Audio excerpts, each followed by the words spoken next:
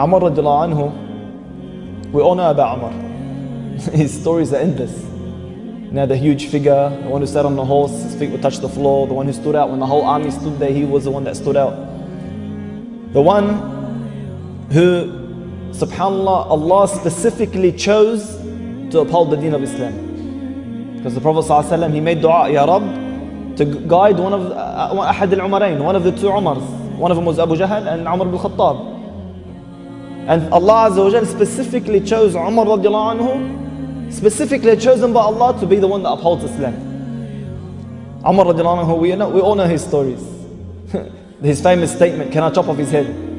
Ya Rasulullah, can I chop off his head? Umar radiallahu anhu was the man who when all of the Muslims, even the Prophet ﷺ and Abu Bakr were migrating to Medina in secret, in hiding, Umar was the one who when he wanted to migrate, he got up, he walked into the middle of the city, the Kaaba, where the marketplace and all the people are standing, and he told them, I've accepted Islam and I'm migrating to Medina.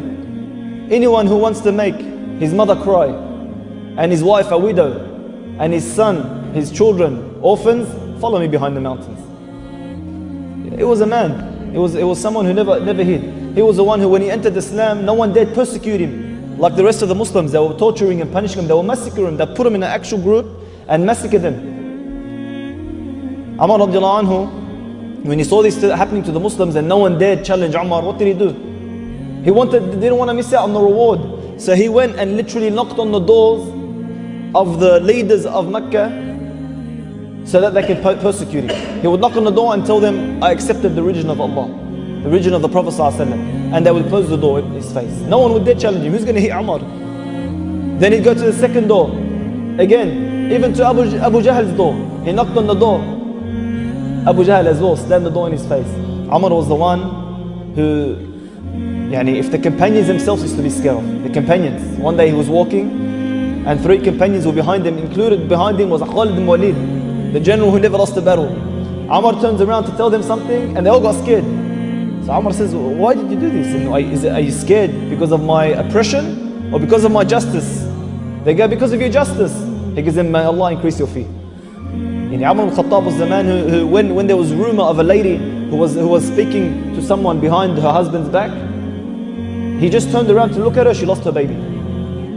Umar was a man who Allah Azza wa Jal loved.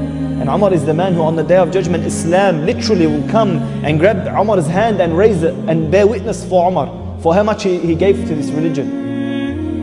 Umar radiallahu anhu was the man who, when he was so pure, Al-Faruq, the criterion between right and wrong, he was so pure that when he would speak, Allah would reveal it in the Quran. Several occasions when the wives of the Prophet played that trick on the Prophet ﷺ. And then Umar radiallahu anhu couldn't believe what they did to him. So he went to the wives of the Prophet and he spoke to them. And he told them, basically, if you don't fix yourselves up, Allah Azza wa Jalla will replace you with someone better for the Prophet ﷺ. Aisha couldn't accept this. She goes, do you have to speak on behalf of the Prophet?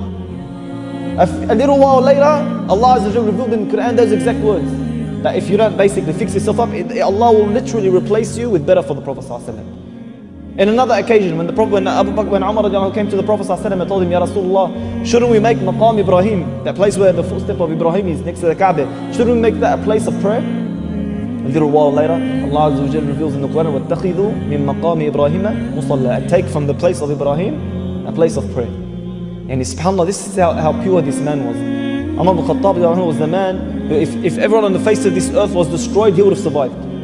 That time when the battle of Badr occurred, and Umar radiallahu anhu, the Prophet ﷺ done shura with the companions, and Umar gave his opinion and all the rest of the companions agreed on one opinion. And the Prophet ﷺ took the opinion of Abu Bakr and the rest of the companions. Later on, Umar is walking down the road and he sees the Prophet ﷺ crying and Abu Bakr next to him, and they're both crying. So he says, Ya Rasulullah, why are you crying? Let me know so I can cry with you. And if I can't cry, I'll force myself to cry. Prophet ﷺ told him, Ya Umar, if it wasn't for a previous verse that Allah had revealed, Allah would have destroyed us all. And you would have been the only one that survived. Because his opinion was correct and the rest of the companions were all wrong. So Umar ibn Khattab on many occasions, look at his status.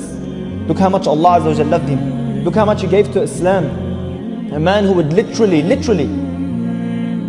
spend his days working for the people in his khilafah and literally spend the nights giving the rest of the nights for Allah Azza wa Jal.